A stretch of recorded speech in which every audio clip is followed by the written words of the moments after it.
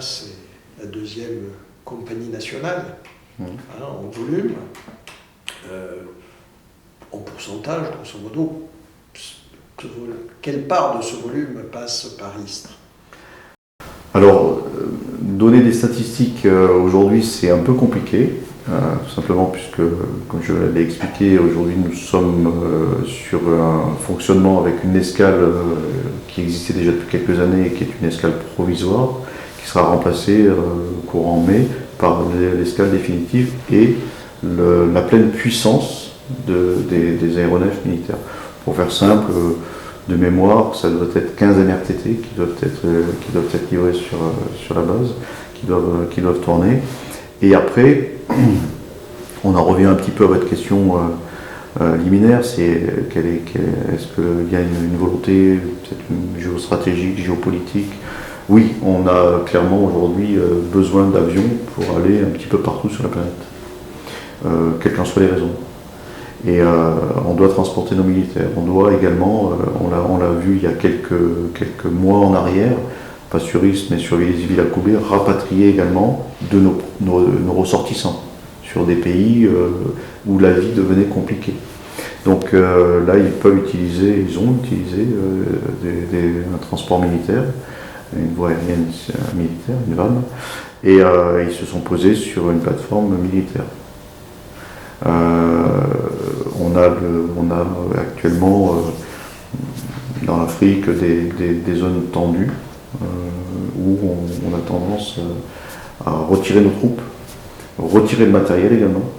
Donc ça se pose sur Istres en partie. Qui du personnel, qui du matériel.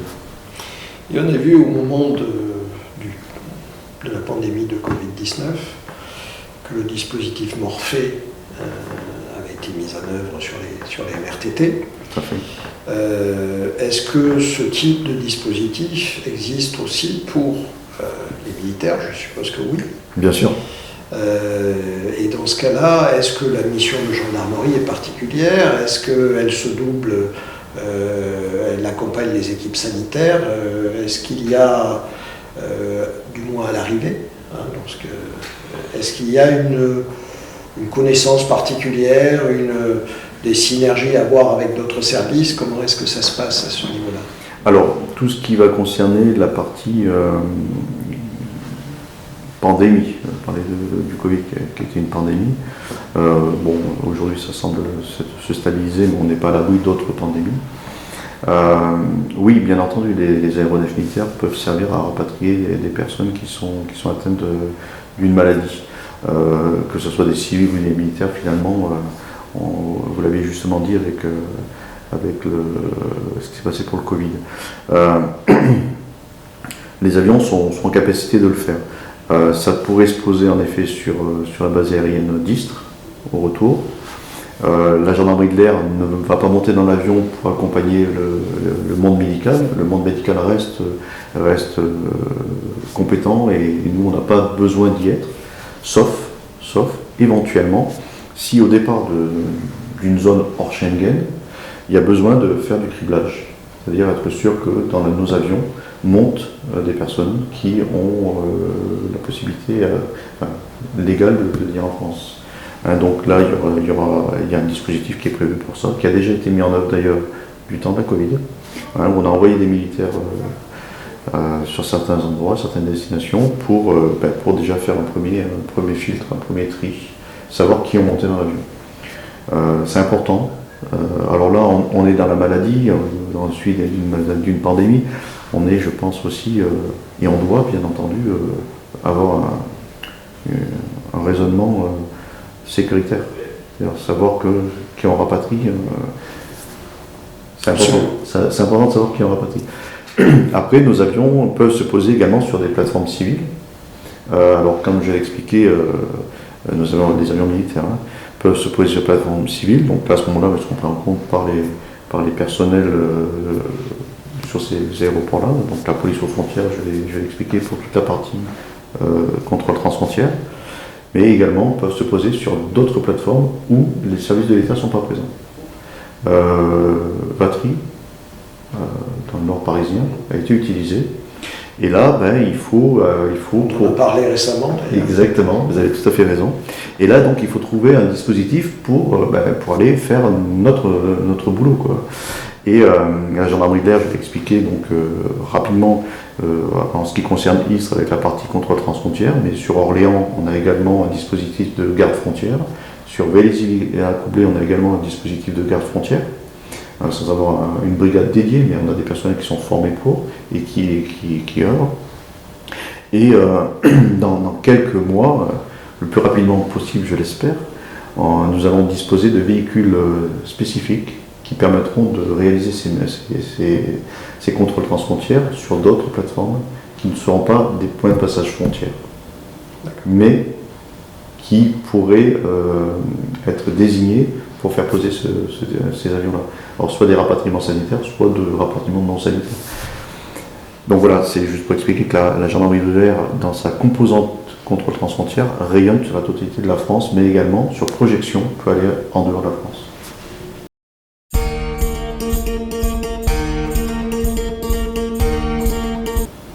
Vous allez avoir bientôt, enfin c'est déjà en cours, un pôle aéronautique. Oui, bien sûr. Plein de développement. Et on a eu l'occasion de rencontrer le président du pôle.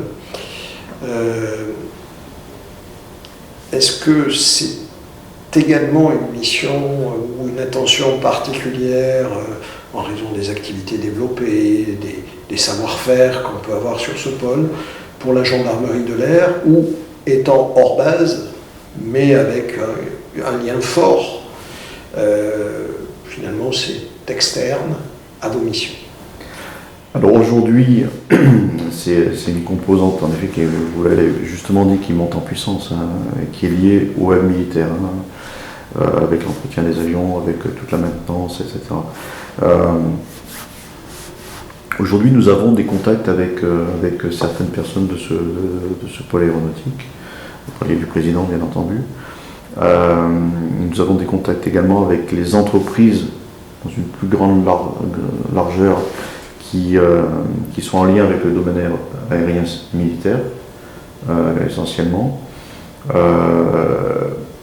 Alors là, on va être plutôt dans une composante, ce qu'on appelle CECOP, ou enseignement intelligence économique, que vous connaissez, c'est-à-dire la sécurité des entreprises, la protection des entreprises. On est dans une démarche en lien avec d'autres services de l'État, qui ne sont pas très loin de mon bureau d'ailleurs, en lien avec eux pour savoir si il y a possibilité de les aider lorsqu'ils ont des questions particulières sur certains individus, sur certaines pratiques également. Donc, à notre niveau, encore une fois, nous ne sommes pas tous des spécialistes de cette thématique-là, mais là, ça fait partie, sans cacher et trahir ce qui va arriver dans les mois prochains, ça fait partie des décisions de notre général, en effet, de monter également en compétences. Et également la partie, je suppose, maintenance, qui, si les choses se mettent en place comme espéré, oui. C'est aussi une composante forte et un enjeu, je suppose. Oui, tout ce qui est maintenance, bien entendu. Alors après, encore une fois, à notre niveau, c'est-à-dire que il y a des discussions, il y a des échanges réguliers qui existent déjà pour certaines entreprises, j'en ai parlé, et qui se mettront en place pour d'autres. Bien sûr, la maintenance est importante, puisque si les MRTT ne peuvent pas décoller, ils ne peuvent pas remplir leur mission. Absolument. Donc, j'ai dit à un moment, j'ai parlé de continuum en fait dans la police du ciel. Et ben en fait, on est dans la même logique. C'est un continuum entre du coup, non pas de la 3D au sol, mais du sol à la 3D.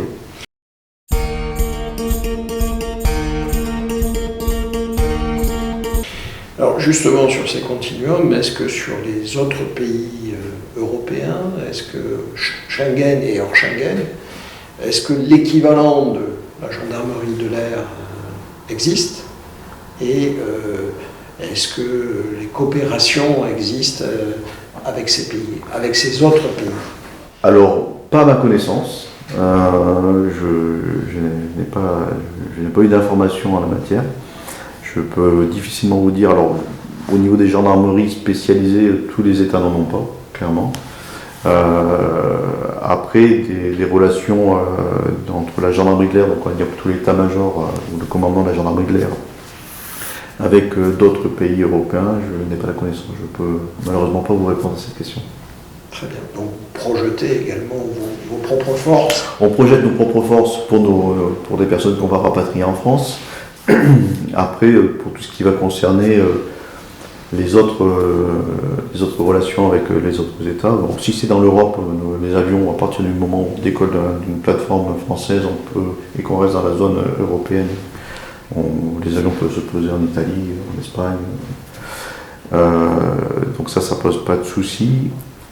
Les contrôles qui seront faits ou qui pourraient être faits dans ces pays-là, autant sur les plateformes civiles que militaires, ça c'est à la charge du pays, bien entendu. Là, on peut faire un tout petit parallèle, la gendarmerie de transport aérien, par contre, dans le domaine de la sûreté aéroportuaire, c'est un domaine très très particulier, a bien sûr des liens avec les différents États et les différents services. Tout à fait. Alors pourquoi pas, c'est peut-être quelque chose sur laquelle on pourrait réfléchir.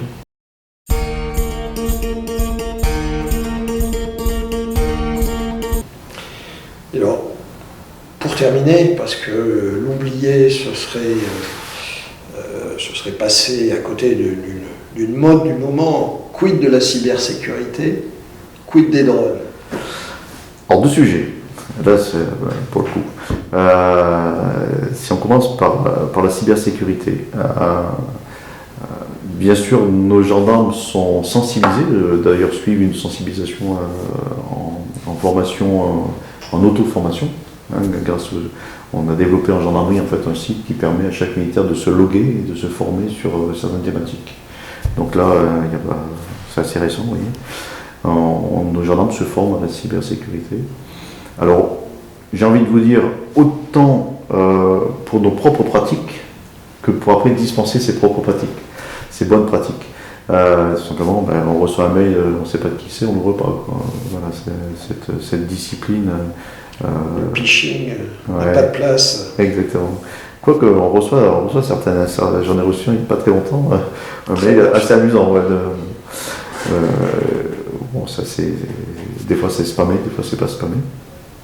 Après, la cybersécurité, c'est un domaine qui est très vaste en fait. Quand on parle de cybersécurité, on parle bien sûr de ce que dirait l'ANSSI, l'Agence nationale de sécurité des systèmes d'information, de l'hygiène informatique. Ce que l'on vient de dire, ce que l'on fait, ce que l'on ne fait pas.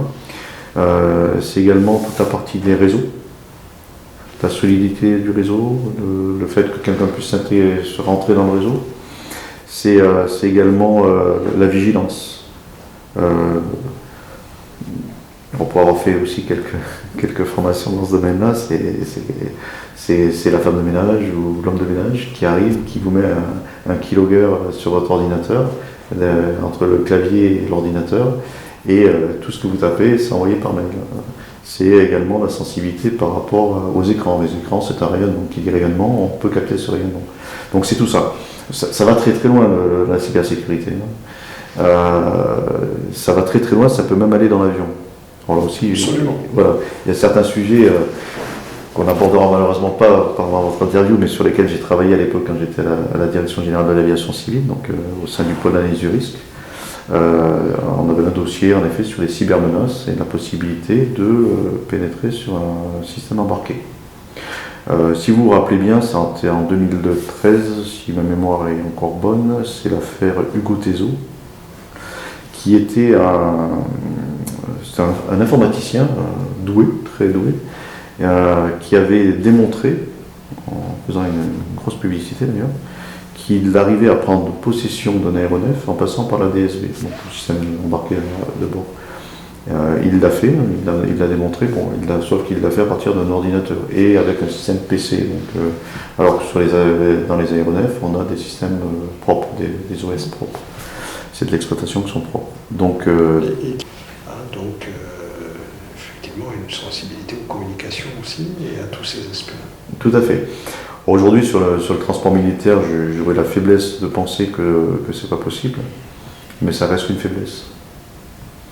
Votre deuxième question concernait la lutte contre les drones, enfin les drones, et je présume bien entendu. Ces fameux drones. La lutte contre les drones, là aussi c'est un sujet sur lequel j'ai pu travailler avec le GDSN. C'est un sujet sensible, le drone. Le drone, en fait, on court après une réglementation et après une pratique. Finalement, on est un petit peu à la traîne. La détection, qui dit lutte anti-drone, c'est d'abord la détection, l'identification, la neutralisation. C'est un triptyque, en fait. On ne peut pas se permettre de ne pas avoir ce triptyque. On ne peut pas identifier si on n'a pas détecté, on ne peut pas neutraliser si on n'a pas identifié. On ne neutralise pas ce qu'on a identifié comme étant un drone ami. On va neutraliser un drone ennemi. Qu'est-ce qu'un drone ennemi? C'est un drone qui n'est pas coopératif, qui ne se signale pas. On a modifié la réglementation européenne d'ailleurs en la matière, il y a des drones de loisirs en particulier. Je ne parle pas des drones militaires, qui est un autre sujet. Et les bases aériennes, j'ai envie de vous dire, un petit peu comme tous les sites, même votre maison à titre personnel, et peut-être surveillé, survolé. Vous pouvez être filmé dans votre piscine, comme on peut filmer finalement une base aérienne à vocation nucléaire. On peut tenter de la filmer, parce que nous avons des dispositifs de détection et de neutralisation sur les bases et sur les sites sensibles, bien entendu. Peut-être plus performant que sur la piscine. Probablement. Ouais. Donc en fait c'est aussi un sujet qui est important et sujet sur lequel la gendarmerie de l'air, le commandement de la gendarmerie de l'air travaille, en effet. Comme on a pu le faire au sein des aéroports civils avec la gendarmerie de transport aérien, en les dotant de dispositifs de brouillage, en plus des dispositifs de détection, plus de la modification de la réglementation, si vous suivez un petit peu en la matière la réglementation, avec l'obligation pour les télépilotes de suivre une formation sur le site de la DGAC et également après d'identifier son drone. Déposer des plans de vol. Alors, déposer les plans de vol à partir du moment où on est plutôt sur l'aéronef pour le plan de vol. Sur le drone, lorsqu'on veut survoler certains sites, il faut faire des demandes d'autorisation de survol. Et pour certains sites sensibles, ne sera pas autorisé. Voilà, d'abord, vous ne serez pas autorisé, et deux, ça arrivera au CNOA, c'est un service, et généralement, il fallait avoir quand même des motifs plus que suffisants pour avoir l'autorisation. Colonel, je crois que nous avons fait un grand tour. Oui. Je vous remercie de votre disponibilité.